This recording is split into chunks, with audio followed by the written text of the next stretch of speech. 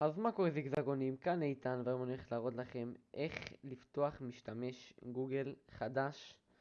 אז תנו סאב ולייק ובואו נתחיל. אוקיי חברים, אנחנו פה בגוגל, אנחנו הולכים לרשום פתיחת חשבון חדש בגוגל.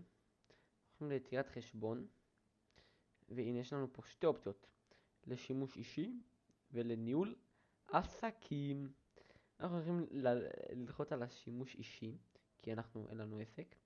בואו נרשום פה את השם שלנו. אני ארשום אה, זיגי, סתם, וזונג, סתם, שם רנדומלי. יום חמישי, חודש ינואר, שנה, תעשו 2000, את הגיל שלכם. לא יודע. אז פה יש לבחור מגדר, יש נקבה, זכר, לא רוצה לציין, ומותאם אישית.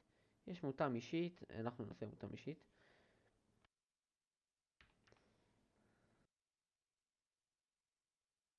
אוקיי,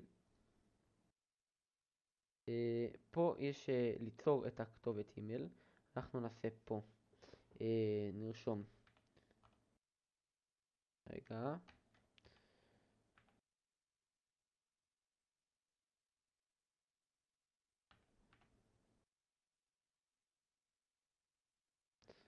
זה יהיה האימייל שלנו. סיסמה, סיסמה דבר ראשון, סיסמה זה דבר סודי.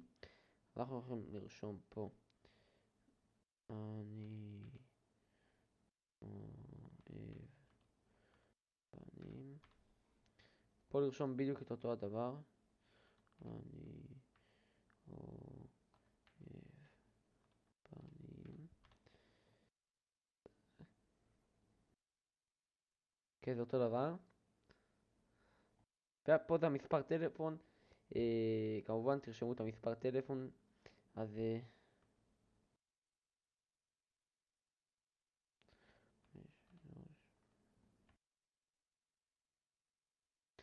אז חבר'ה, פה זה המספר טלפון, אתם לוחצים על הבא. אני לא הולך לפתוח משתמש גוגל כי כבר יש לי. וכן חבר'ה, זה הסרטון שלנו להיום. אם אהבתם, תנו לייק וסאב, ותרשמו בתגובות אם זה עבד לכם.